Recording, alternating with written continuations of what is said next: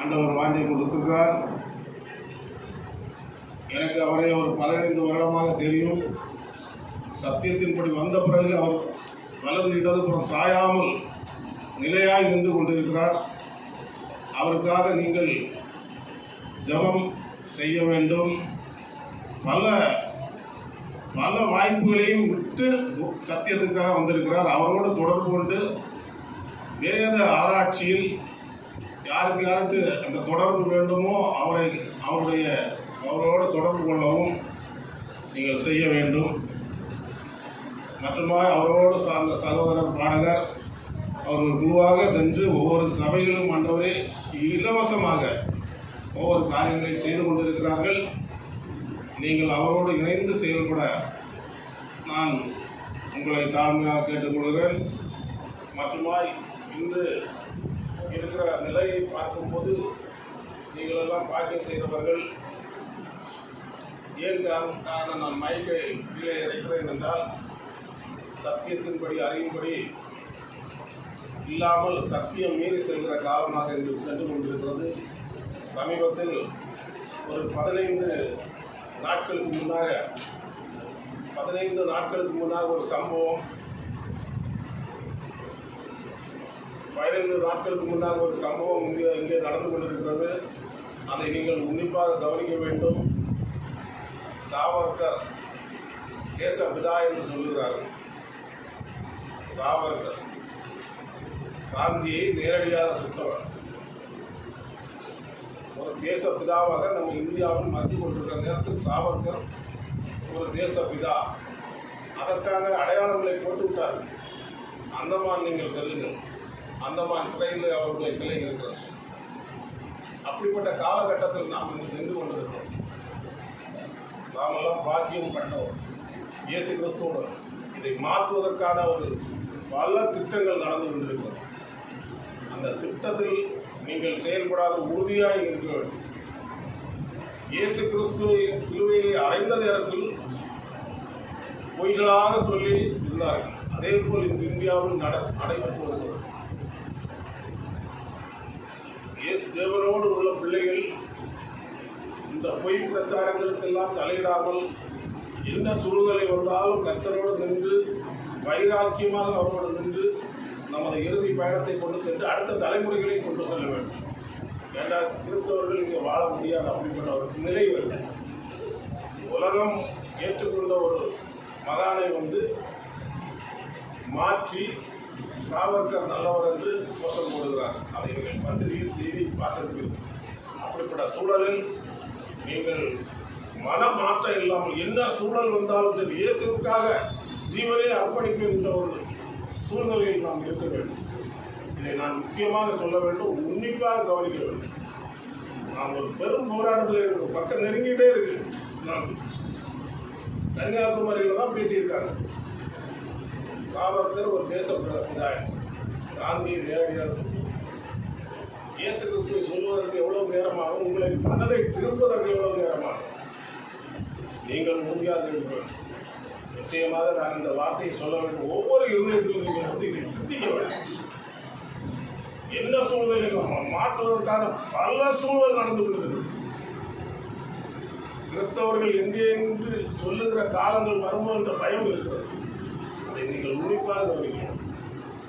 சபைக்கு வரும், மெசேஜை சொல்கிறோம், பைபிள் படிக்கிறோம், பாட்டு பாடுறோம், இதோட போகிறதில்லை. உலகத்தில் என்ன நடக்குது? இயேசு கிறிஸ்துவை ஏற்றுக்கொள்வதற்கு அவர் பிறந்த நாட்டிலே முடியாத சூழ்நிலை தான் ஆண்டவர் இடம் மாற்றி மேற்கத்திய நாட்டில் இன்று உலகம் போற்றுகிற அளவில் அத்தனை ஜனங்களை விட அதிகமான ஜனங்கள் கிறிஸ்தவர்கள் இயேசு கிறிஸ்துவை வேண்டுகிற பிள்ளைகளால் இருந்தும், ஆனால் இந்திய நாட்டில் இப்போ பிரச்சனைகள் வந்து கொண்டிருக்கிறது. அந்தமானில் போனால் சாவர்கருடைய சிலை வைக்கிறது. இந்திய நாடு தான் அது அந்தமான். போய் பாருங்கள். இப்படி சூழல் இருக்கிறோம். வந்தவர்கள் மனம் மாறாதபடி ஊருக்கு மனதோடு நாம் இருந்து இயேசுவை பின்பற்ற வேண்டும். அல்லேலூயா, அல்லேலூயா. இப்பொழுது நம் மத்தியிலே பிஷப் யானோக் வீரன் அவர்கள் செய்தியை கொடுப்பார்கள். அவரை கரம் கொட்டி நீங்கள் வரவேற்க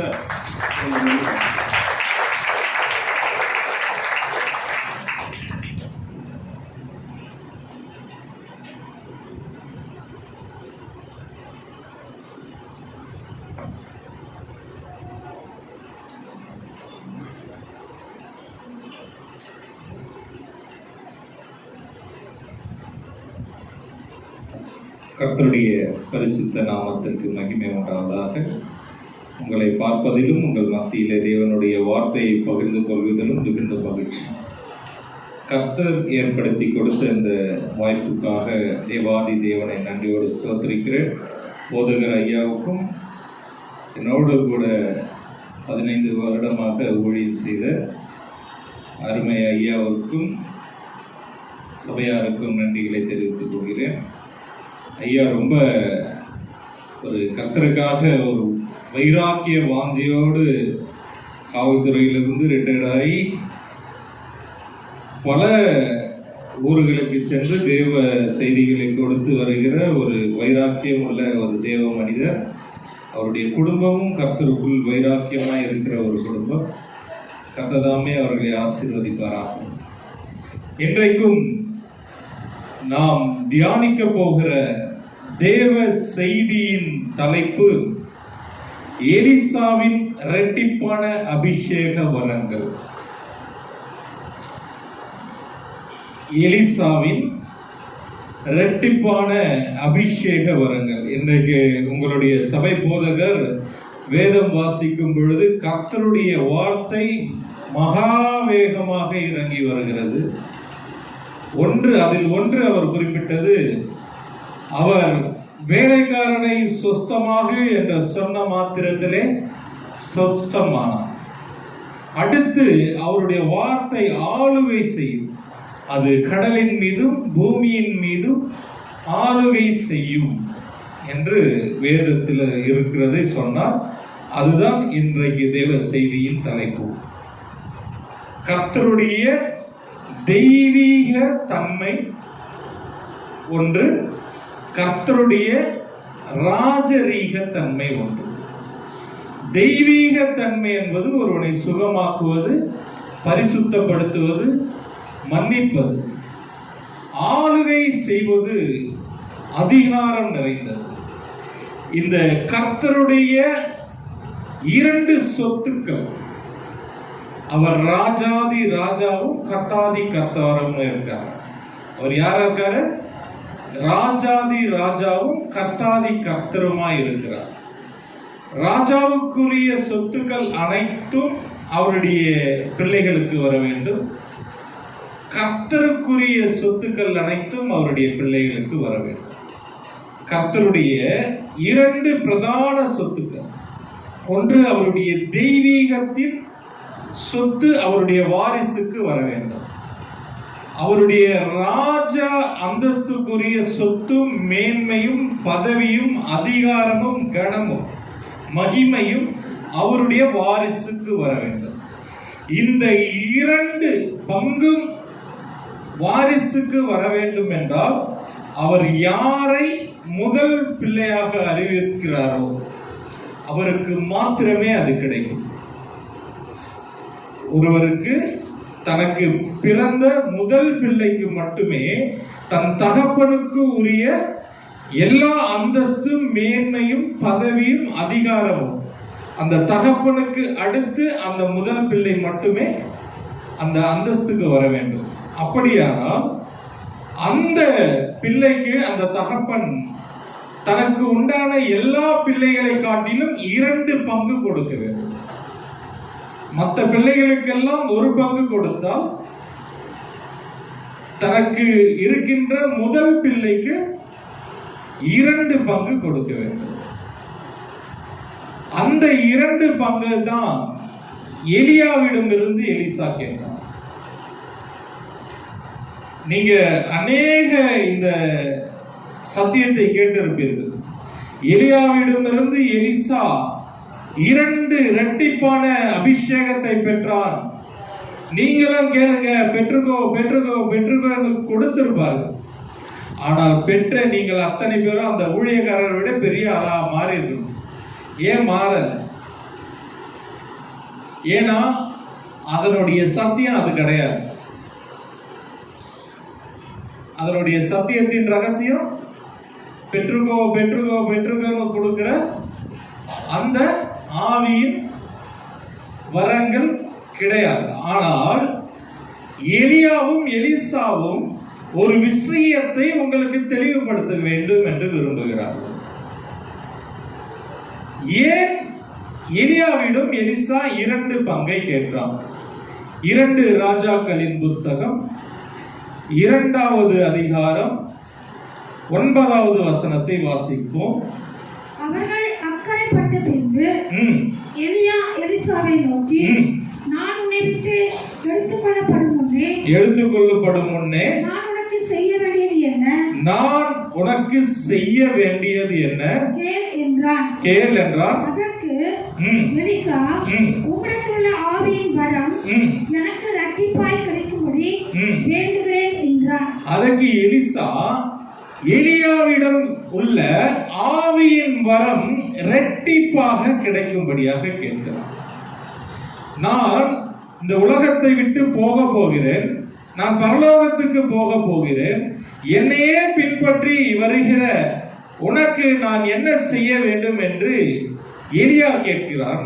அதற்கு எலிசா, உம்மிடத்தில் உள்ள ஆவியின் வரம் எனக்கு இரட்டிப்பாக கொடுக்க வேண்டும். அதே போலவே அவன் இரட்டிப்பான ஆவியின் வரங்கள் பெற்றான். இவன் 7 அற்புதங்களை செய்தான், இவன் 14 அற்புதங்களை செய்தான் என்று நாம் கேட்டிருக்கிறோம், படித்திருக்கிறோம். ஆனால் இதற்குள்ளே மறைந்திருக்கிற வேத சத்தியம், எதற்காக இந்த சம்பவம் நடைபெற்றது? யார் இந்த எலிசா? இந்த எலிசா ஏன் எலியாவிடம் 2 பங்குகளை கேட்டார்?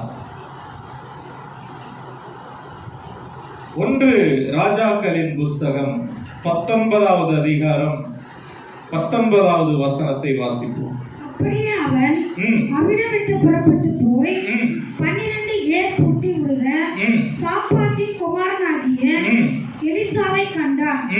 அவன் 12ஆம் ஏரை ஓட்டிக் கொண்டிருந்தான். எலியா அவன் இருக்கும் இடமட்டும் போய் அவன் மேல் தன் சால்வையை போட்டான்.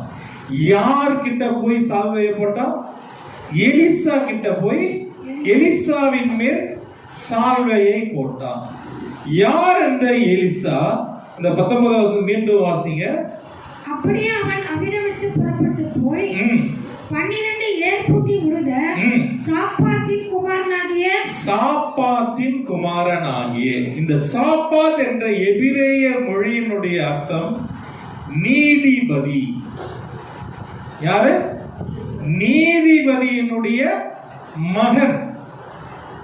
அந்த ஊரினுடைய நீதிபதியினுடைய மகன் வேலைக்காரனாக வேலை செய்கிறான். எப்பேற்பட்ட நீதிபதி? நம்ம ஊர்ல அந்த காலத்துல சொல்லுவாங்க இல்லையா, 18 பட்டிகை இவர்தான் நாட்டாமைன்னு.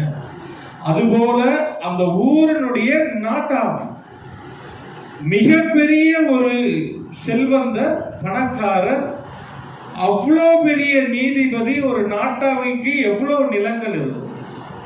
பல ஏக்கர் நிலங்கள் இருக்கும். எத்தனை பேர் அவனிடம் வேலை செய்வாங்க? அவ்வளோ பெரிய பணக்காரன், அவ்வளோ பேர் அவங்கிட்ட வேலை செஞ்சாங்க.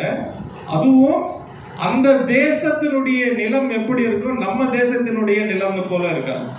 நம்ம தேசத்துல எல்லாம் மண் இருக்கும், கரிசல் மண், இந்த மண் இந்த மண் எல்லா மண் இருக்கும். ஆனா அந்த தேசத்துல நிலங்கள், மலை பிரதேசத்துல நிறைந்த நிலங்கள் கற்களால் நிறைந்திருக்கிற ஒரு நிலம். அந்த நிலத்தை உழ வேண்டும் என்றால் 12 ஏறுகள் தேவைப்படும். நம்ம நாட்டில எல்லாம் ரெட்டை ஏறு இருப்பாங்க, ரெட்டை மாடு வச்சு ஏறு இருப்பாங்க. ஒரு மாடு இந்த பக்கம், ஒரு மாடு இந்த பக்கம். அதுபோல இந்த 12 ஏர் என்பது இந்த பக்கம் 6 மாடு, இந்த பக்கம் 6 மாடுலாம் கிடையாது. நான் இப்போ நிக்கிறேன் அப்படின்னா நான் முதலாவது ஏரை பிடித்திருப்பேன். எனக்கு பின்னாடி இருக்கிறவர் 2வது ஆளு 2வது ஏர், 3வது ஆளு 3வது ஏர். இப்படி முன்பிலிருந்து பின்னாடி வரைக்கும் 12 ஏர் பிடித்திருப்பார்கள். இந்த முதலாவது ஏர் பிடித்திருக்கிறவன் தான் ஆக பலசாலி, பெரிய பலம் பொருந்தியவனாய் இருப்பான். யாரு? முதலாவது ஏர் பிடித்தவன் மிகப்பெரிய பலசாலியாக இருப்பான்.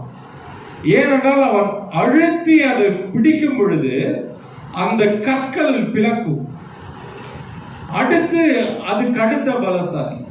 இந்த பலசாலிகள் எல்லாம் அந்த கற்களை உடைப்பார்கள். ஏர் விழும்போது அழுத்தி பிடித்து அதை உழ அந்த கற்கள் உடைத்து அந்த 11வது ஏர் பிடித்திருக்கிறவன் அழுத்தும் போது அது மண்ணாக மாறிவிடும். 12வது ஏரை யார் பிடிப்பார்கள் என்றால், நம்ம ஊர்ல சொல்லுவாங்கல்ல, உப்புக்கு சப்பானி இல்லையா, லாயக்கற்றவன், பலவீனர், யார் எதுவுமே பிடிக்க தகுதி இல்லாதவன் தான் 12வது ஏரை பிடித்திருப்பான். ஏன்னா ஃபுல்லா மண்ணாயிடும், சும்மா பிடித்தாலே போதும். 12 ஏர் பூட்டுகிறதற்கு வேலை ஆட்களை நியமிக்க பெரிய தகுதி படைத்தவன் தான் எலிசாவினுடைய அப்பா. ஆனா 11 வேலைக்காரர்களுக்கு கூலி பொருத்தியவன் 12வது ஏரை பூட்டுவதற்கு ஒரு வேலைக்காரனை வைக்கலாம். ஆனால் தன் பெற்ற பிள்ளையையே அவமானப்படுத்துவதற்காக அவனை அந்த 12வது ஏரை பிடிக்க சொல்கிறான். அந்த 12வது ஏரை அவன் பிடிப்பதற்கு காரணம், அவன் பலவீனன். அவனுக்கு முடி அவ்வளவாய் வளராது, சொட்டை தலையாய் இருக்கும், புருவத்தில் முடி இருக்காது, ஒல்லியாக இருப்பான். இப்படி அவனுடைய பலவீனத்தை அவன் தகப்பன் அவமானப்படுத்தும்படியாக, இவன் தான் இருக்கான, இவன் பிடிச்சா போதும் அப்படி என்று தன் சொந்த தகப்பனாலே வெறுக்கப்பட்டவன், தன் சொந்த தகப்பனாலேயே அந்த ஆஸ்திக்கு இவன் லாயக்கற்றவன் என்று தள்ளப்பட்டவன் தான் எலிசா. அப்படி அந்த எலிசாவின் அவல நிலையை பார்த்த கர்த்தர் எலியாவிடம் சொல்கிறார், நீ போய் அவனை உன் ஸ்தானத்தில் அபிஷேகம் பண்ணு. யார் நொறுக்கப்பட்டார்களோ, யார் தள்ளப்பட்டார்களோ, யார் அவமானப்படுத்தப்பட்டார்களோ, யார் தன்னுடைய சொந்த தகப்பனாலே தனக்கு உண்டான ஆஸ்திக்கு புறம்பானவன் என்று வெறுக்கப்பட்டானோ அவனை கர்த்தர் நேசித்தார். உங்களை இந்த உலகம் எந்த விதத்தில் ஒதுக்கி இருந்தாலும், வெறுத்து இருந்தாலும், தள்ளி இருந்தாலும், புறக்கணித்து இருந்தாலும், நீங்கள் கர்த்தருடைய பிள்ளை. அவர் உங்களுக்கு தகப்பன். அவருக்கு உண்டான அத்தனை ஆஸ்திகளுக்கும் நீங்கள் தான் வாரிசு. அந்த வாரிசு அவன் தகப்பன் அவனுக்கு கொடுக்கவில்லை. ஆனால் கர்த்தர், நான் உனக்கு தகப்பனாய் இருக்கிறேன், நான் உனக்கு அவன் கொடுக்க மறுத்த 1 பங்கு கூட நான் 2ஆக கொடுத்து நான் உன்னை என் பிள்ளையாக அறிவிக்கிறேன் என்று எலிசாவிடம் போய் அவனை சேர்த்து வைத்தார். எலியாவின் கீழே அநேக தீர்க்கதரிசிகள் புத்திரர்கள் இருந்தார்கள். எலியாவுக்கு கீழே அவனிடம் பாடம் படிக்க அநேக தீர்க்கதரிசி புத்திரர்கள் இருந்தார்கள். அந்த புத்திரர்களுக்குள்ளே ஒரு விசேஷித்த அந்தஸ்து எனக்கு கிடைக்க வேண்டும். என் தகப்பன் என்னை வெறுத்து விட்டான், என் தகப்பன் எனக்குரிய பங்கை கொடுக்கவில்லை, என் தகப்பன் என்னை அவனுடைய சொத்துக்கு வாரிசாக என்னை அங்கீகரிக்கவில்லை, என் தகப்பன் என்னை மகனாகவே அங்கீகரிக்கவில்லை. எலியாவே, நீ எனக்கு தகப்பனாக மாறிவிட்டாய். நீ இந்த உலகத்தை விட்டு எடுத்துக்கொள்ளப்படும் முன்னே என்னை உன்னுடைய மகன் என்று அறிவி என்று சொல்லி அவனிடத்தில் இரட்டிப்பான ஆவியின் வரங்களை கேட்டார். யாருக்கு இரட்டிப்பான பங்கு கிடைக்கும்? உபாகமத்தின் புஸ்தகம் 21வது அதிகாரம் 16வது வசனம் 17வது வசனம் வாசிப்போம்.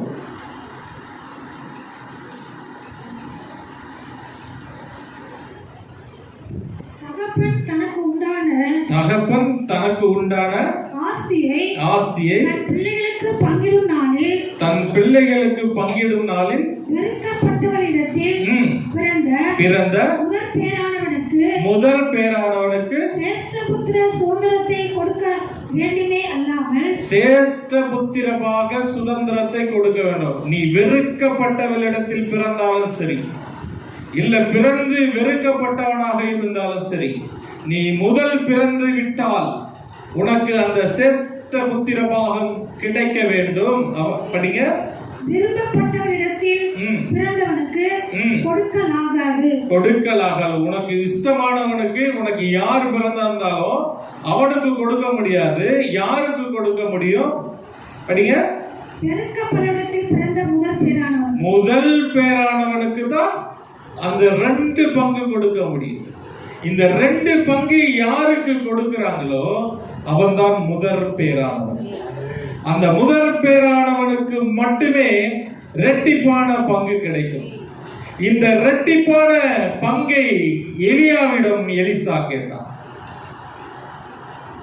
உன்னை எனக்கு தகப்பனாக அறிவி, உன்னுடைய சேஷ்ட புத்திரனாக எனக்கு அறிவி, உனக்கு உண்டான எல்லாவற்றுக்கும் நான் தகுதியானவன் என்று அறிவி, உன்னுடைய மேன்மையும் உன்னுடைய அந்தஸ்தும் உன்னுடைய வரங்களுக்கும் நான் வாரிசு என்று அறிவி என்று 2 பங்கை கேட்டான். இந்த 2 பங்கை கேட்டவுடனே எலியா சுதாரித்துக் கொண்டான்.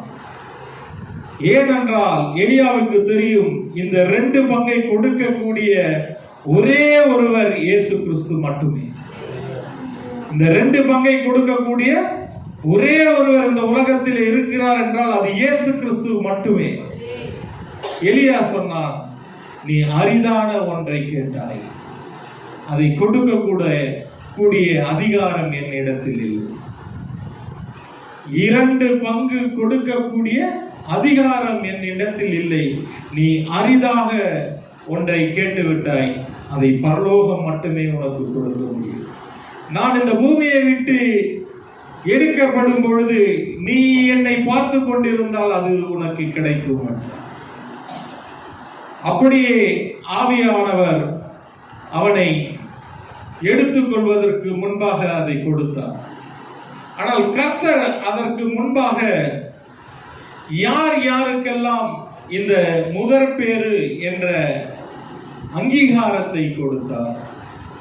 கர்த்தர் தனக்கு உண்டான சொத்து, ஒன்று தெய்வீகத்தின் சொத்து, இன்னொன்று ராஜாவின் சொத்து. அவர் தெய்வமாகவும் இருக்கிறார், ராஜாதி ராஜாவுமாக இருக்கிறார். அந்த சொத்துகளுக்கு வாரிசாக கர்த்தர் யாரை அறிவித்தார்? இது இந்த வேதத்தில் எழுதப்பட்டு இருக்கிற ஒரு வில். அதாவது இந்த வில் என்ன சொல்லுவாங்க? உயில். இந்த உயில் கர்த்தர் எழுதி கொடுத்திருக்கார். யாருக்கு எழுதி கொடுத்திருக்கார்? எனக்கு பிறகு எனக்கு உண்டான இந்த சொத்துக்களுக்கு வாரிசு யார் என்று கர்த்தர் உயில் எழுதி வைத்திருக்கிறார். யாத்ராகமத்தின் புஸ்தகம் 4வது அதிகாரம் 22வது வசனம் வாசிப்போம்.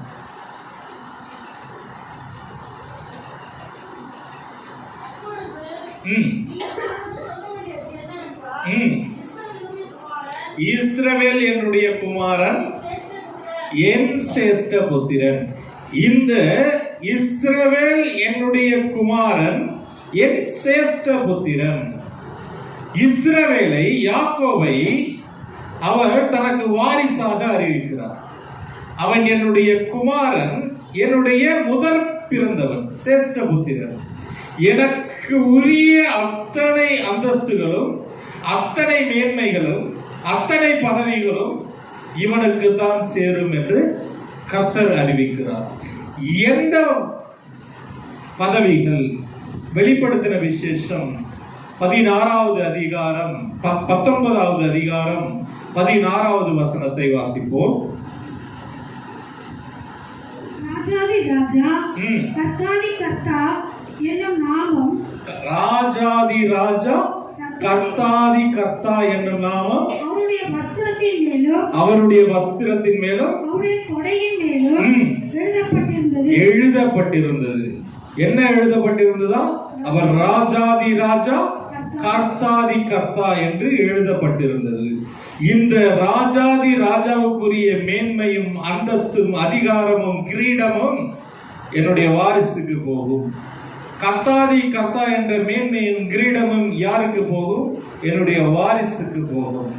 அந்த வாரிசு இஸ்ரவேல் என்று அறிவிக்கிறார்.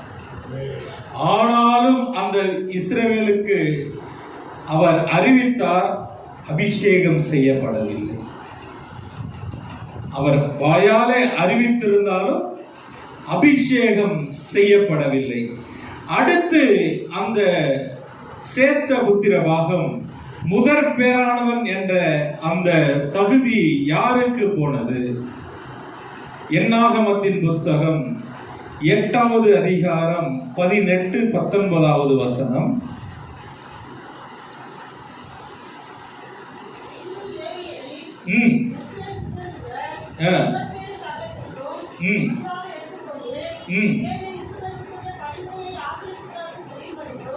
திருப்பி சவுண்ட் வேகமா படிங்க, சவுண்டா படிங்க. லேவியரை இஸ்ரவேலின் புத்திரரில் உள்ள பதிலாக எடுத்துக்கொண்டு இந்த இஸ்ரவேலுக்கு கொடுத்த அத்தனை அந்த முதல் பேர் ஆன பிள்ளைக்குரிய அந்தஸ்தை யாருக்கு கொடுக்கிறாரு? படிங்க. லேவியரை இஸ்ரவேல் புத்திரரில் உள்ள முதல் பேர் சகலத்திற்கும் பதிலாக எடுத்துக்கொண்டு லேவியருக்கு கொடுக்கிறார். இஸ்ரவேலுக்கு முதலாவது கொடுத்த அந்த புத்திர ஸ்வீகாரத்தின் அதிகாரத்தை, வாரிசு உரிமையை இஸ்ரவேலுக்கு பிறந்த லேவியனுக்கு கொடுக்கிறார். இந்த லேவியனுக்கு கர்த்தர் கொடுக்கும் பொழுது கர்த்தருடைய ஒரு சொத்து மட்டும்தான் கொடுக்கிறார். கர்த்தருடைய ஒரு சொத்து மட்டும்தான் லேவியனுக்கு கொடுக்கிறார். அதாவது கர்த்தத்துவம், தெய்வீக தன்மையுடைய ஆசாரிய பொறுப்பு மட்டும் கொடுக்கிறார். அவருடைய ராஜாவுக்குரிய அந்த சொத்து கொடுக்கப்படவில்லை. அந்த லேவியருக்கு அந்த சொத்து கொடுக்கப்பட்டது. அந்த லேவியரிலும் யாருக்கு கொடுக்கப்பட்டதுன்னா ஆரோனுக்கு கொடுக்கப்பட்டது. ஆரோனுக்கும் ஆரோனுடைய பிள்ளைகளுக்கும் அந்த சொத்து கொடுக்கப்பட்டது. யாத்திராகமம் 28வது அதிகாரம் 41வது வசனம் வாசிப்போம்.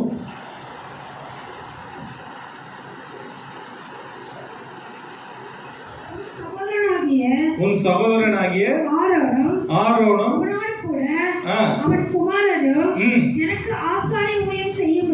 எனக்கு ஆசாரிய ஊழியம் செய்யும்படிக்கு அந்த வஸ்திரங்களை அவர்களுக்கு உடுத்தி அவர்களை அபிஷேகம் செய்து பிரதிஷ்டை பண்ணி பரிசுத்தப்படுத்துவாயாக. இஸ்ரவேலுக்கு அவர் முதற் பேரான அந்தஸ்து கொடுக்கும் பொழுது அபிஷேகம் பண்ணப்படவில்லை, பிரதிஷ்டை பண்ணப்படவில்லை, அவனுக்குரிய வஸ்திரம் கொடுக்கப்படவில்லை. அவனுக்கு யாருக்கு அந்த அபிஷேகத்தை கொடுத்தார்? ஆரோனுக்கு, பிரதான ஆசாரியனாய் இருக்கக்கூடிய ஆரோனுக்கு அவர் அபிஷேகம் செய்தார். அபிஷேகம் செய்து பிரதிஷ்டை பண்ணி அந்த வஸ்திரத்தை கொடுத்து ஆரோனையும் ஆரோனுடைய சந்ததிகளையும், அவனுக்கு பிறக்கிற அந்த பிள்ளைகள் கர்த்தருடைய ஆலயத்திலும் அவருடைய கூடாரத்திலும் வேலை செய்வதற்காகவும், இஸ்ரவேல் மக்களுக்காக ஜெபிக்கிறதற்காகவும், இஸ்ரவேல் மக்களுக்கு வாதை வரும்போதெல்லாம் அவர்களை கர்த்தரிடத்தில் திருப்பி மனம் திரும்ப செய்யவும், அவர்களுக்காக பரிந்து பேசவும், அவர்களுக்காக பலிகளை செலுத்தும் கர்த்தருடைய வேலையை செய்யும்படியாக இந்த ஆரோனை அவர் அபிஷேகம் செய்து பிரதிஷ்டை பண்ணினார். 21வது வசனம் வாசிப்போம். அதுலயே இந்த கற்கள் இஸ்ரவேல் புத்திரருடைய நாமங்களின்படியே 12 யாத்திராகமம் 29:21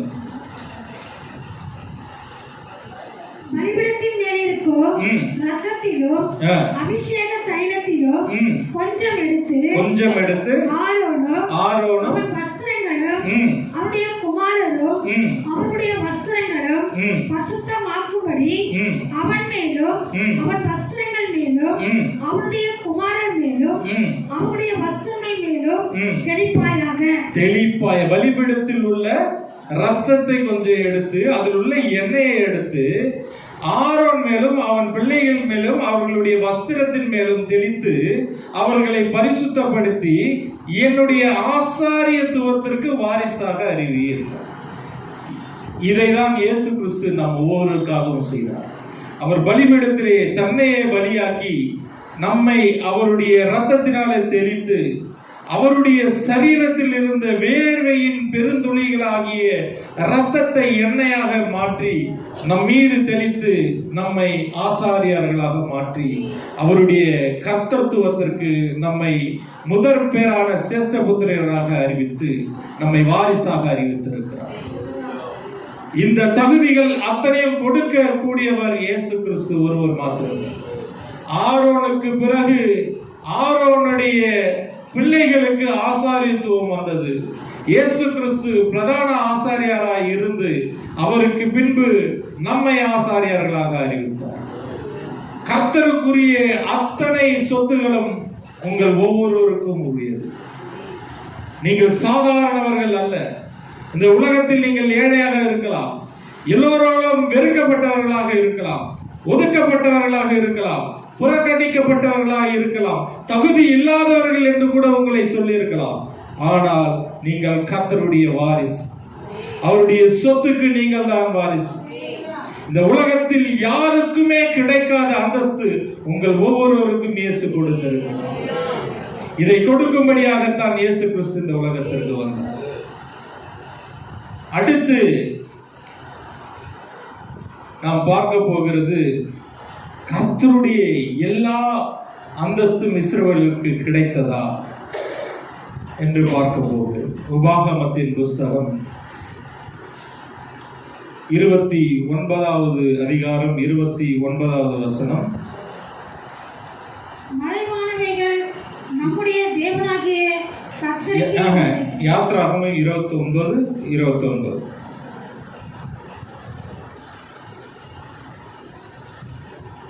ஆரோனின் பரிசுத்த வஸ்திரங்கள் அவனுக்கு பின் அவனுடைய குமாரரை சேரும்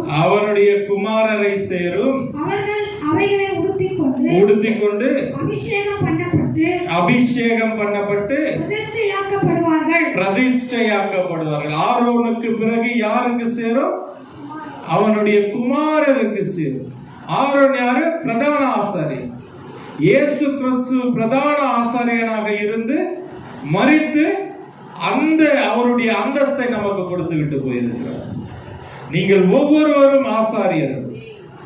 உங்கள் ஒவ்வொருவரும் அவருடைய ரத்தத்தினாலே கழுவி அவருடைய எண்ணெயினாலே அபிஷேகம் செய்து பிரதிஷ்டை செய்து உங்களை அவர் ஆசாரியர்களாய் மாற்றியிருக்கிறார்.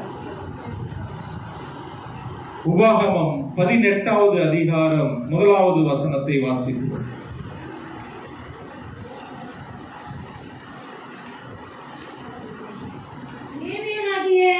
ஆசாரியருக்கும் லேவி கோத்திரத்தார் அனைவருக்கும் இஸ்ரவேல் புத்திரருடன் பங்கும் சுதந்திரமும் இல்லாதிருப்பதாக. இந்த உலகத்தில் உள்ள யாரும் உங்களுக்கு சொத்து கொடுக்க தேவையில்லை, யாரும் உங்களுக்கு பங்கு கொடுக்க தேவையில்லை. உங்களுடைய சொத்து யாருடைய சொத்தா இருக்குது? வாசிங்க. கர்த்தருக்கு இடப்படும் தகன பலிகளையும் அவருக்கு சுதந்திரமானவைகளையும் அவர்கள் புசிப்பார்களாக. அவருக்கு உண்டான சொத்து உங்க சொத்து. யாருக்கு உண்டான சொத்து? கர்த்தருக்கு உண்டான சொத்துக்களுடைய வாரிசுதாரர்கள் நீங்க. இந்த உலகத்தில் எந்த அப்பனும் கொடுக்க வேண்டிய சொத்து கிடையாது, எந்த முதலாளியும் கொடுக்க வேண்டிய சொத்து கிடையாது, அந்தஸ்து கிடையாது. யாருடைய சொத்து உங்களுக்கு? இயேசு கிறிஸ்து என்ற தகப்பனுடைய சொத்து உங்கள் ஒவ்வொருவருக்கும். இந்த உலகத்தில் அவரை போல பணக்காரர் இல்லை, அவரை போல ராஜா ஒருவனும் கிடையாது, அவரை போல தெய்வம் ஒருவனும் கிடையாது. அவருக்கு வாரிசுதாரர் நீங்கள் மட்டுமே.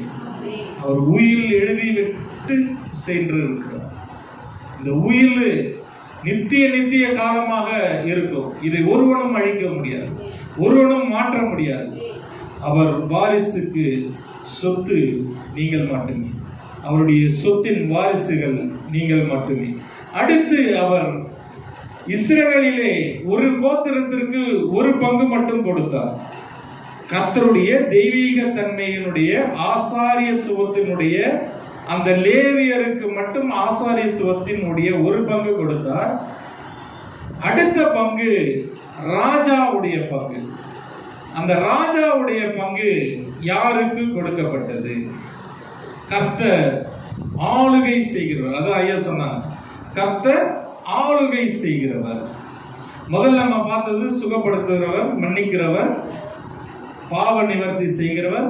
அந்த பங்கு நமக்கு கொடுத்திருக்கிறார். அடுத்து ஆளுகை செய்கிற பங்கு. 1 நாளாகமம் 5வது அதிகாரம் 2வது வசனம் வாசிப்போம்.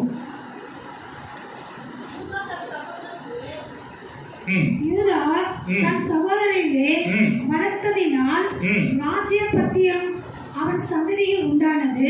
யூதாவுக்கு என்ன பத்தியம் கொடுக்கிறாரா? ராஜாவுடைய வாரிசு யார அறிவிக்கிறாரு? யூதாவை அறிவிக்கிறாரு. ஆகிலும் சேஷ்டபுத்திர சுதந்திரம் யோசேப்பினுடைய வாரிசுக்கு கொடுக்கிறார். இந்த சேஷ்டபுத்திர சுதந்திரம் ரெண்டாக பிரிச்சு கொடுக்கிறார். ஒன்னு யோசேப்புக்கு கொடுக்கிறார், ராஜ்யத்தை யூதா கோத்திரத்திற்கு கொடுக்கிறார். ஆனால் யோசேப்பு அபிஷேகம் செய்யப்படவில்லை. யோசேப்பினிடம் ராஜ அந்தஸ்து போகவில்லை. யூதாவுக்கு அந்த சேஷ்ட புத்திர பாகம் போகவில்லை. ஆனால் ராஜ அந்தஸ்து கிடைத்தது. கர்த்தர் ரெண்டாக பிரித்து கொடுக்கிறார். யோசேப்புக்கு தன்னுடைய முதல் பேரு என்ற அந்தஸ்தை கொடுத்தாலும் ராஜா என்கிற அதிகாரத்தை யூதாவுக்கு கொடுக்கிறார். கர்த்தர் ராஜரீகம் பண்ணுகிற ஒரு ஆளுகை செய்கிற ஒரு தேவனாய் இருக்கிறார். உபாகமம் 33வது அதிகாரம் 5வது வசனத்தை வாசிப்போம். ஜனங்களின் தலைவரும் இஸ்ரவேலின் கோத்திரங்களும் கூட்டம் கூடின போது அவர் இஸ்ரவேலுக்கு ராஜாவாய் இருந்தார். அவர் இஸ்ரவேலுக்கு ராஜாவாக இருந்தார். அந்த ராஜாவுக்குரிய அந்த பங்கை அவர் பிரித்து கொடுக்கிறார். ஒன்று யோசேப்புக்கு அந்த வாரிசு என்ற அந்தஸ்தை கொடுத்தும் ராஜரீகத்தை யாருக்கு கொடுக்கிறார்? யூதாவுக்கு கொடுக்கிறார். ஆனால் முழுமையாக 2 பேருக்கும் அது கிடைக்கவில்லை. அதை கர்த்தர் இப்போ மாத்தி கொடுக்கிறார். எப்படி யாக்கோபுக்கு சேஷ்ட புத்திர பாகத்தை லேவியருக்கு கொடுத்தாரோ, அதே சேஷ்ட புத்திர பாகத்தை முதற் பேரு என்ற அந்தஸ்தை யாருக்கு கொடுக்கிறார்? சங்கீதங்களின் புஸ்தகம் 89வது சங்கீதம் 20வது வசனத்தை வாசிப்போம். என் தாசனாகிய தாவீதை கண்டுபிடித்து என் பரிசுத்த தைலத்தினால் அவனை அபிஷேகம் பண்ணினேன். இப்போ அந்த ராஜ அந்தஸ்துக்கு யார் அபிஷேகம் பண்றாரு? தாவீத அபிஷேகம் பண்ணுகிறார். முதலாவது அவருடைய கர்த்தர் என்ற அந்தஸ்துக்கு அபிஷேகம் பண்ணப்பட்டவன் யாரு? ஆரோன். ராஜா என்ற அந்தஸ்துக்கு அபிஷேகம் பண்ணப்பட்டவன் யாரு? தாவீது. 27வது வசனம் வாசிங்க. அதுலயே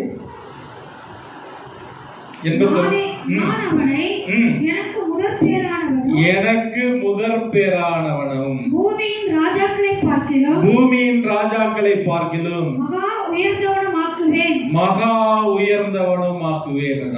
தன்னுடைய இப்போதான் அந்த 2 சொத்துக்களுக்கு வாரிசை அறிவிக்கிறார். முதல் சொத்துக்கு வாரிசு யாரு? ஆரோனும் அவன் பிள்ளைகளும். தெய்வீக தன்மைக்குரிய சொத்தினுடைய வாரிசு யாரு? ஆரோனும் அவனுடைய பிள்ளைகளும். ராஜாவின் வாரிசை யார அறிவிக்கிறாரு? தாவீதை அறிவிக்கிறார். தாவீதுக்கு பின்பு அது யாருக்கு சேரும்? 89:29. அவன் சந்ததி என்றென்றைக்கும் நிலைத்திருக்கவும் ம், அவன் ராஜாசனம் ம். வானங்கள் உள்ள மட்டும் நிலைநிற்கவும் செய்வேன். ம்.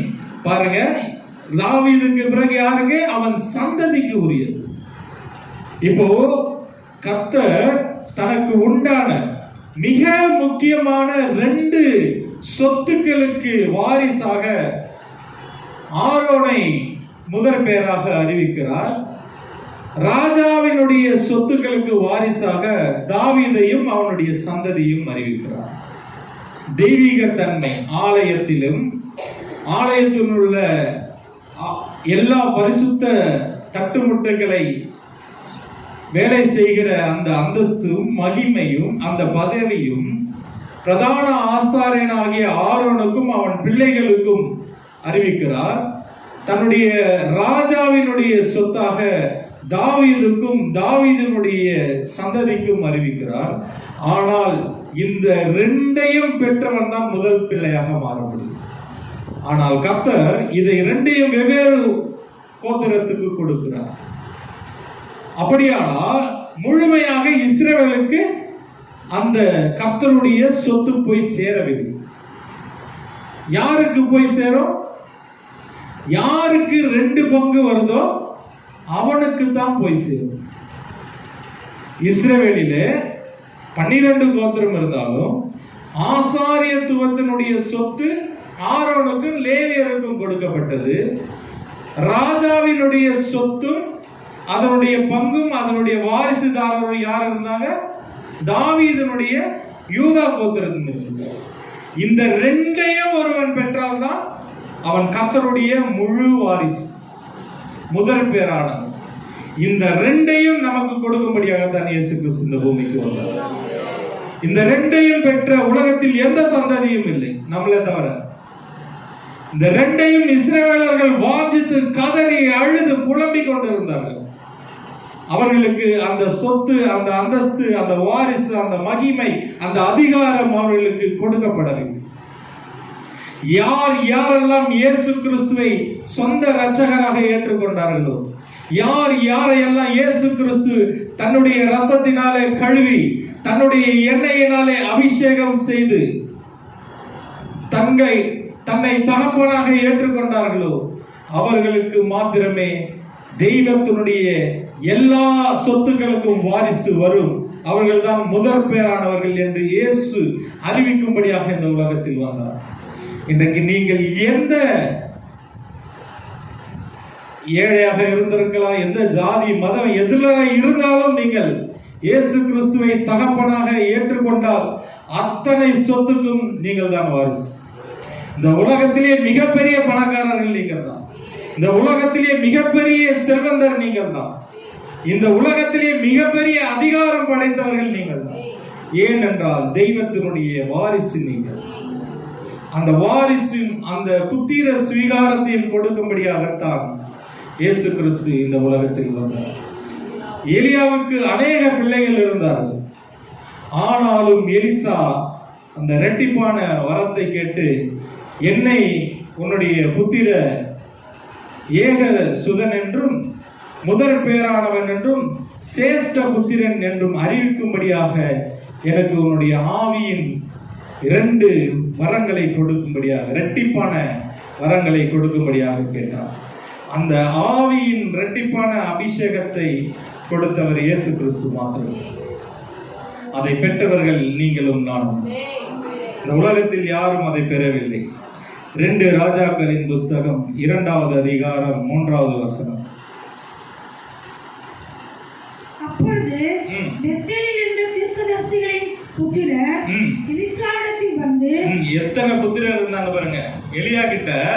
எலியாவுக்கு கீழே எத்தனையோ தீர்க்கதரிசிகளின் புத்திரர்கள் இருக்காங்க. அவங்க எலிசா கிட்ட வந்து சொல்றாங்க, இன்றைக்கு கர்த்தர் உனக்கு தலைமையா இருக்கிற உன் எஜமானை உன்னை விட்டு எடுத்துக் கொள்வார் என்பது உனக்கு தெரியுமா என்றார்கள். இப்போ எஜமான் அநேக புத்திரர்கள் இருக்காங்க. எலிசா யாரா இருக்கான்? திருப்பியும் வேலைக்காரனா தான் இருக்கான். ஆனா நான் வேலைக்காரன் இல்ல, நான் உனக்கு பிள்ளை என்று அறிவி என்று இரட்டிப்பான பங்கை கேட்டான். 10வது வசனம், 2 ராஜாக்கள் 2வது அதிகாரம் 10வது வசனம். அதற்கு அவன், அரிதான காரியத்தை கேட்டாய், உன்னை விட்டு நான் எடுத்துக்கொள்ளப்படுகையில் என்னை நீ கண்டால் உனக்கு கிடைக்கும், இல்லாவிட்டால் கிடையாது என்றான். இல்லாவிட்டால் கிடையாது. அரிதான காரியத்தை கேட்டாய், இரட்டிப்பான பங்கு பிள்ளைகளுக்குரியது. அந்த பிள்ளைகளுக்குரிய இரட்டிப்பான பங்கு பரத்திலிருந்து இறங்கி வர வேண்டும். நான் எடுத்துக்கொள்ளும் போது அந்த பரத்தை நோக்கி பார்த்தால் அது உனக்கு கிடைக்கும் என்றான். 11-12வது வசனம். அவர்கள் பேசிக்கொண்டு நடந்து போகையில் இதோ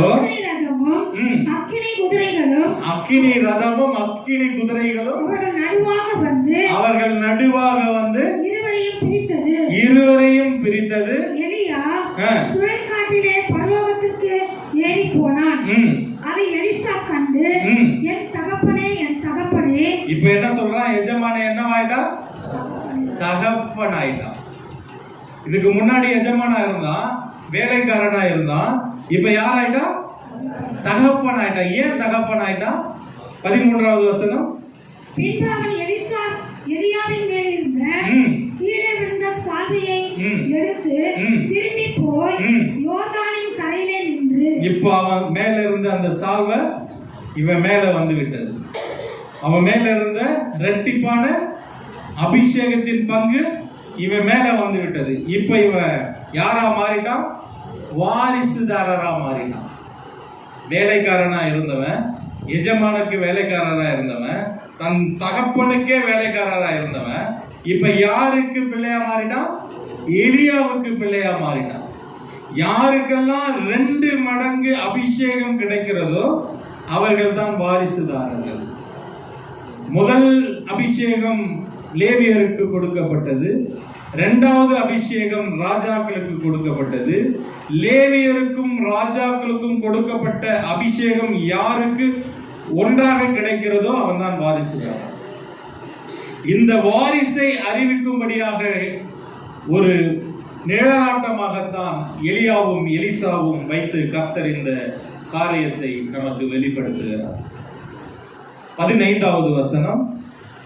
எரிகோவில் பார்த்துக் கொண்டு நின்ற தீர்க்கதரிசிகளின் புத்திரர் அவனை கண்டவுடனே எலியாவின் ஆவி எலிசாவின் மேல் இறங்கி இருக்கிறது என்று சொல்லி, எலியாவின் ஆவி, இப்ப எல்லா பிள்ளைகளுக்கு முன்பாக எலியாவின் ஆவி கர்த்தர் எலிசாவின் மீது இறக்கி வைத்திருக்கிறார். எலியாவினுடைய வாரிசு எலிசாதான் என்று கர்த்தர் எல்லா பிள்ளைகளுக்கு முன்பாக அறிவித்தார். இந்த உலகத்தில் உள்ள எல்லா பிள்ளைகளுக்கு முன்பாக கர்த்தர் உங்களையும் என்னையும் தான் வாரிசாக அறிவித்திருக்கிறார். அதற்காகத்தான் அவர் நம்மை ராஜாக்களாகவும் ஆசாரியர்களாகவும் அபிஷேகம் செய்திருக்கிறார். இந்த 2 அபிஷேகத்தை பெற்ற முதல் வாரிசுதாரர் நீங்களும் நானும் மட்டுமே. கர்த்தருடைய தெய்வீகத்தினுடைய வாரிசினுடைய சந்ததி நீங்கள். ராஜரீகத்தினுடைய வாரிசினுடைய சந்ததி நீங்கள். இந்த உலகத்தில் இது போல அதிகாரம் பெற்றவர்கள் யாருமே கிடையாது உங்களை தவிர. இந்த ஸ்லாகியத்தை ஒரு தெய்வம் தன்னுடைய வாரிசு என்று உங்களை அறிவித்திருக்கிறார். இது போல ஒரு தெய்வம் இந்த உலகத்திலே கிடையாது. நீங்கள் தான் தெய்வத்திற்கு கொடுக்க வேண்டும். ஆனால் தெய்வம் தனக்கு உண்டான எல்லாவற்றையும் நமக்கு கொடுத்திருக்கிறார். இந்த உலகத்திலே மிகப்பெரிய அதிகாரம் படைத்தவர்கள் நாம், மிகப்பெரிய செல்வந்தர்கள் நாம். யாரிடத்திலும் யாருக்காகவும் கையேந்துகிற நிலைமையில் நம்மை அவர் வைத்துவிட்டு செல்லவில்லை. யாருக்காகவும் ஓடி எனக்காக இரக்கம் பாராட்டுங்கள் என்று கெஞ்சுகிற நிலைமையில் அவர் நம்மை வைத்துவிட்டு போகவில்லை. அதிகாரம் படைத்தவர்கள் நாம் என்பதை நாம் உணர்ந்து அதற்குரிய பரிசுத்தத்திலே வாழ வேண்டும்.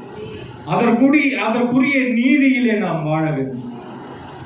அந்த நீதியும் அந்த பரிசுத்தமும் தான் அந்த பதவிக்கு தகுதி உள்ளது. நான் ஆசாரியன் என்றால் அந்த ஆசாரியனுக்குரிய பரிசுத்தம் எனக்குள்ளே இருக்க வேண்டும். நான் ராஜா என்றால் ராஜாவுக்குள்ள நீதி எனக்குள்ளே இருக்க வேண்டும். அப்பொழுதுதான் அது எனக்குள்ள இருந்து செயல்படாது. எனக்கு அவர் சொத்தை கொடுத்திருக்கிறார், அந்தஸ்தை கொடுத்திருக்கிறார், கனத்தை கொடுத்திருக்கிறார், மகிமையை கொடுத்திருக்கிறார், வாரிசு என்று அறிவித்திருக்கிறார். ஆனால் நான் இன்னும் பாவத்துக்கு அடிமையாக இருந்தால் அந்த சொத்தினுடைய அந்த அதிகாரத்தினுடைய செயல் எனக்குள்ள இருந்து செயல்படாது.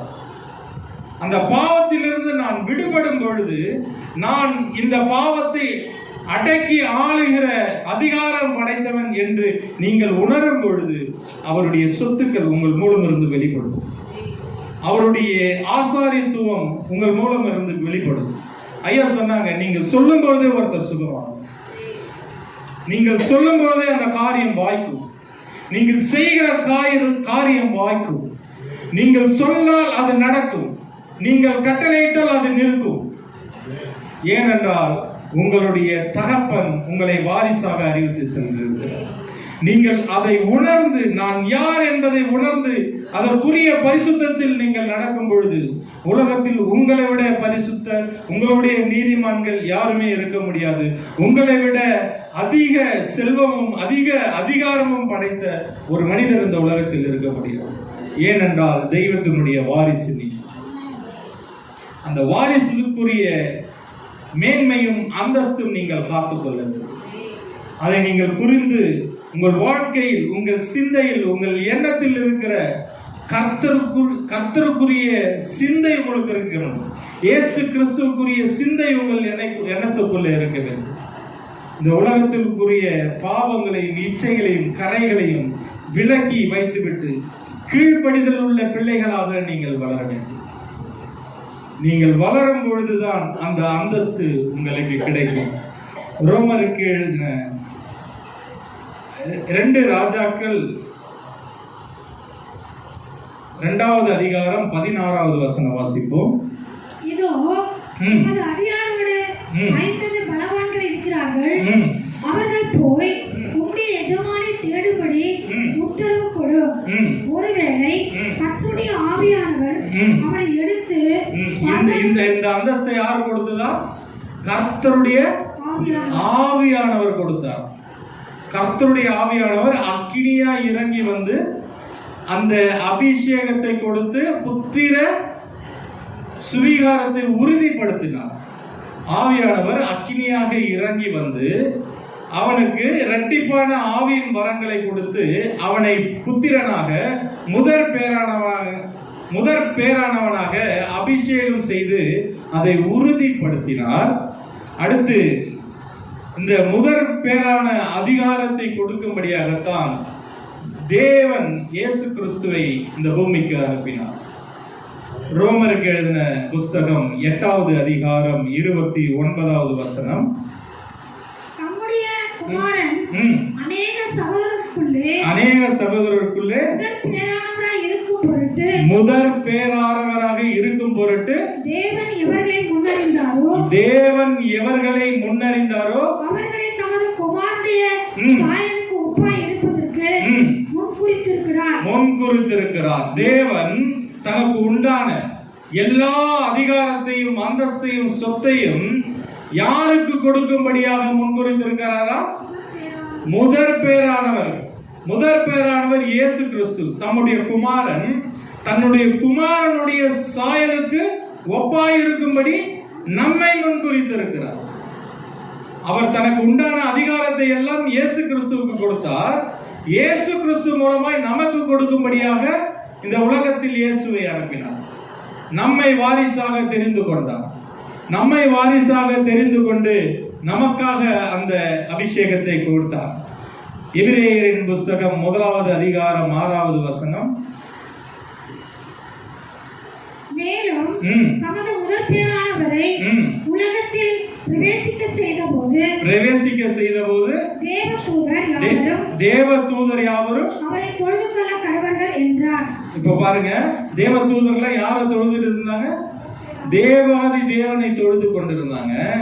அவருடைய வாரிசாக இயேசுவை அறிவித்த பொழுது, முதற் பேரானவராக இயேசுவை அறிவித்த போது அந்த தேவ தூதர்கள் யாரை தொழுது கொள்ள சொன்னார்? பிதா இயேசுவை தொழுது கொள்ள சொன்னார்.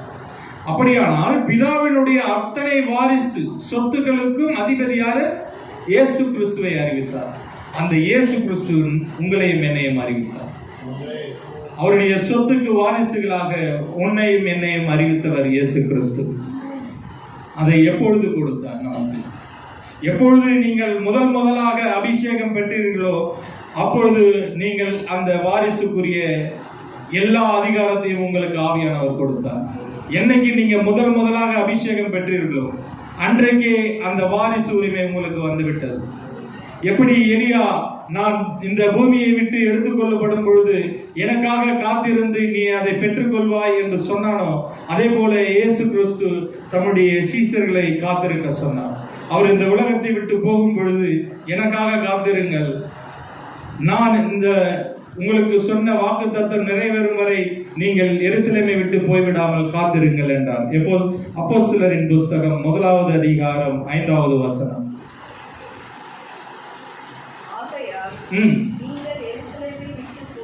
போகாமல் என்னிடத்தில் கேள்விப்பட்ட பிதாவின் வாக்குத்தத்தம், முதல் பேரானவராக நம்மை தெரிந்து கொள்கிற அந்த வாக்குத்தத்தம்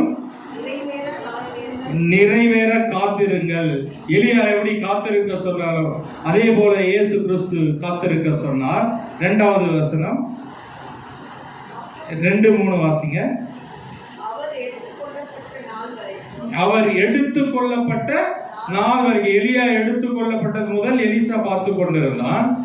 அவர் எடுத்துக் கொள்ளப்பட்ட நாள் வரைக்கும் செய்யவும்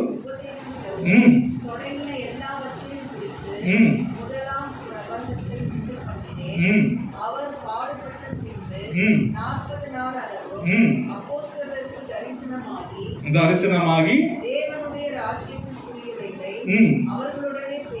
அவரோடு கூடவே இருந்தாங்க எடுத்துக்கொள்ளப்பட்ட நாள் வரைக்கும். 4வது வாசிங்க. அவர்களுக்காக அவர்கள் காத்திருக்கும் போது, சீஷர்கள் எல்லாம் காத்திருக்கும் பொழுது அவர்களை நோக்கி அப்போஸ்தலர் 2:4 அவர்கள் எல்லாரும் ஆவியினாலே நிரப்பப்பட்டு ஆவியானவர் தங்களுக்கு தந்தரின வரத்தின்படியே வெவ்வேறு பாஷைகளிலே பேசத் தொடங்கினார்கள். ஆவியானவர் அவர்களை அபிஷேகம் செய்தார். முதல்ல ஆவியானவர் சீஷர்களை அபிஷேகம் செய்த போது சீஷர்கள் அந்த புத்திர சுவிகாரத்தை பெற்றார்கள். நீங்கள் என்று முதல் கர்த்தருடைய அபிஷேகத்தை பெற்றீர்களோ அன்று முதல் நீங்கள் அவருடைய வாரிசாக அறிவிக்கப்பட்டிருக்கிறீர்கள். இந்த வாரிசை கொடுக்கும்படியாகத்தான் இயேசு கிறிஸ்து இந்த உலகத்தில் வந்தார். 1 பேதுருவின் புஸ்தகம் 2வது அதிகாரம் 9வது வசனம்.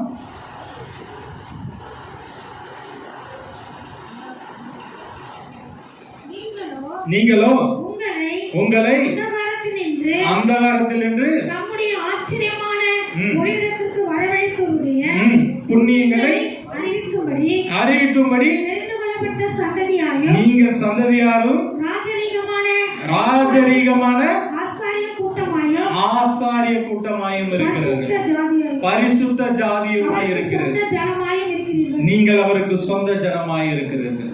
அவர் என்றைக்கு உங்களுக்கு அபிஷேகத்தை கொடுத்தாரோ அன்றைக்கு அவருடைய வாரிசாக, ஆசாரியர்களாக, ராஜாக்களாக, அவருடைய சொந்த ஜனமாகவும் அவருடைய சொத்தாகவும் நீங்க மாறிட்டீங்க. அந்த அபிஷேகம் உங்க தலைமையில ஊற்றப்பட்டிருக்கு. அவருடைய வாரிசுக்குரிய அபிஷேகம் உங்க தலைமையில ஊற்றப்பட்டிருக்கு. அதற்காகத்தான் இயேசு கிறிஸ்து நம்மை ஜெனிப்பித்தார். எப்படி ஜெனிப்பித்தார்? யாக்கோபின் புஸ்தகம் 1வது அதிகாரம் 18வது வசனம். தம்முடைய சிருஷ்டிகளில் அவர் சித்தம் கொண்டு, என்ன சித்தம் கொண்டாரா? நம்மை அவருடைய வாரிசாக அறிவிக்க சித்தம் கொண்டு நாம் முதற் பேரான பலனாகும்படியாக நம்மை சத்திய வசனத்தினால ஜெனிப்பித்தார். நீங்கள் சத்தியத்தில் நடக்கும் பொழுது நீங்கள் அவருடைய வாரிசாக, அவருடைய முதற் பேராக, அவருடைய சொத்துக்களுக்கு நீங்கள் அதிபதிகளாக மாறும்படியாக இயேசு கிறிஸ்து நம்மை ஜெனிப்பித்திருக்கிறார். இதுதான் எலிசாவினுடைய 2 மடங்கு இரட்டிப்பான அபிஷேகத்தினுடைய வரங்களின் ரகசியம். நீங்கள் இந்த உலகத்தில் விசேஷித்தவர்கள். உங்கள் மூலமாக அநேகருக்கு ஆசீர்வாதம் வரும். உங்கள் மூலமாக அநேகருடைய பாவங்கள் மன்னிக்கப்படும். உங்கள் மூலமாக அநேகர் சபைகளுக்கு இயேசு கிறிஸ்துவின் வாரிசுகளாக வருவார்கள். நீங்கள் அவருடைய புண்ணியங்களை அறிவிக்க வேண்டும். அவருடைய புண்ணியங்களை அறிவிக்கும்படியாகத்தான் உங்களை அபிஷேகம் செய்திருக்கிறார். நீங்கள் இயேசு கிறிஸ்துவனுடைய ஊழியத்தை செய்யும்படியாகத்தான் இயேசு கிறிஸ்து உங்களை அவருடைய வாரிசாக அறிவித்திருக்கிறார். இந்த வாரிசை பெற்ற நீங்கள் வீட்டில் சும்மா இருக்கக்கூடாது. நீங்கள் வேலை செய்யும் பொழுது, உலகத்தில் எங்கு போகும் பொழுதும் இயேசு கிறிஸ்துவனுடைய புண்ணியங்களை அறிவித்து அநேகரை சபைக்கு கொண்டு வர வேண்டும். அநேகர் அவருடைய பிள்ளைகளாய் மாற்ற வேண்டும். அநேகரை அவருடைய வாரிசுகளாக மாற்ற வேண்டும். நீங்கள் உங்கள் மேல் விழுந்த கடமை அது. சுவிசேஷம் அறிவிக்கப்படாவிட்டால் உனக்கு ஐயோ என்று பவுல் ஏன் சொல்கிறார்? அது என் மேல் விழுந்த கடமை. நான் அவருடைய வாரிசாக இருக்கிறேன். அவருடைய சொத்துக்கு நான் வாரிசாக இருக்கிறேன். அவருடைய சொத்துக்குரிய எல்லா அந்தஸ்தும் எனக்கு இருக்கிறது. நான் அவருடைய பிள்ளைகளை தேடி கண்டுபிடித்து அவருக்கு சொத்துகளுடைய பங்கை பெற்றுத் தரும்படியாக, அவருடைய புண்ணியத்தை அறிவிக்கும்படியாக ஆசாரியனாக என்னை தேர்ந்தெடுத்திருக்கிறார். அவருடைய ஊழியத்தை செய்யும்படியாக என்னை தேர்ந்தெடுத்திருக்கிறார். அவர்களுடைய ராஜரீக கூட்டமாக என்னை தேர்ந்தெடுக்கிறார். நான் ராஜாவா இருக்கிறேன். ராஜா பாவத்துக்குள் விழ முடியாது. ராஜா எந்த பாவத்துக்குள்ளும் அடிமையாக இருக்க முடியாது. இந்த பூமியில் உள்ள பாவத்துக்கெல்லாம் நான் அடிமை கிடையாது. நான் ராஜா என்பதை நீங்கள் உணர்ந்து, கர்த்தர் எந்த நோக்கத்திற்காக உங்களை அழைத்தாரோ அந்த நோக்கம், அந்த சித்தம், அந்த தரிசனம், அந்த திட்டம் உங்கள் மேல் நிறைவேறத்தக்கதாக உங்களை அபிஷேகித்திருக்கிற அந்த அபிஷேகத்தை காத்துக்கொள்ளுங்க. கர்த்தர் உங்களை ஆசீர்வதிப்பார். God bless you.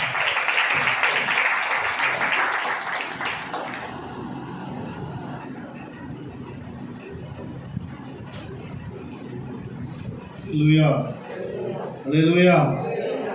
கர்த்தர் நல்லவர். நாளிலே இரட்டிப்பான வல்லமையை பெற்றுக்கொள்ளக்கூடிய கிருபையை நாம் கொடுத்திருக்கிறார். இரட்டிப்பான காரியத்தை குறித்து நீங்க நல்ல ஒரு விளக்கத்தை அருமையான ஐயா கொடுத்தார். ஆமென். இரட்டிப்பான பங்கு யாருக்கு கிடைக்கும்? இரட்டிப்பான பங்கு யாருக்கு கிடைக்கும்? உங்களுக்கு கிடைக்குமா? முதற்பயனாளர்கள் கிடைக்கும். சேஷ்ட புத்திரன் கிடைக்கும். ஆமென். அதை எப்படி பழைய ஏற்பாடுலேருந்து புதிய ஏற்பாடு கொண்டு வந்து உங்களுக்கு விலக்கி காமிச்சிருக்கேன். ஆமென். அல்லேலூயா. இந்த சத்தியத்தை எவ்வளோ விலக்கி உங்களுக்கு ஆழமாக கர்த்தர் இந்த நாளில் உங்களோடு பேசியிருக்கிறார். ஆமென். அல்லேலூயா. அதை ஈஸியாக நம்ம பரிசுத்த ஆவியானவர் உங்கள் ஒவ்வொருவருக்கும் கொடுக்கும்படி காத்து கொண்டிருக்கிறார். நீங்கள் ஒவ்வொருவரும் சேஷபுத்திர பாகத்தை பெற்றவர்கள். ஆமென். ஆமென் சொல்லுமா? அத்தனை பாருங்க. ஆமென். கர்த்தருடைய ஆவியானவர் உங்கள் மேல அவ்வளவு கிருபை வச்சிருக்கிறார். குமாரனாக இயேசு கொடுத்ததெல்லாம் முதற்பதான இயேசு கொடுத்ததெல்லாம் யாருக்கு? இயேசு கொடுத்ததெல்லாம் யாருக்கு? பணம் அவங்களுக்கு எனக்கு வேணும். ஆமென். அல்லேலூயா. ஆமென். முதற்பதான இயேசு கொடுத்த பங்கு எல்லாம் நமக்கு. அதை இயேசு நமக்கு சம்பாதித்து கொடுத்துக்கிறார். அதை இலவசமாக நாம் பெற்றுக்கொள்ளலாம். ஆமென். அல்லேலூயா. நாமெல்லாம் அவருடைய புத்திரர்கள், அவருடைய சொந்த ஜனம். நமக்கு தான் அந்த ஆசீர்வாதம், நமக்கு தான் அந்த இரட்டிப்பான நன்மை, அந்த இரட்டிப்பான வரம். கர்த்தாவே, இந்த காலவில் நாங்கள் பெற்றுக் கொடுக்கிறோம். இந்த வார்த்தை சுமந்த தாசனை கர்த்தர் ஆசீர்வதி. இயேசுவின் நாமத்தில் பிதாவே. பாடலை பாட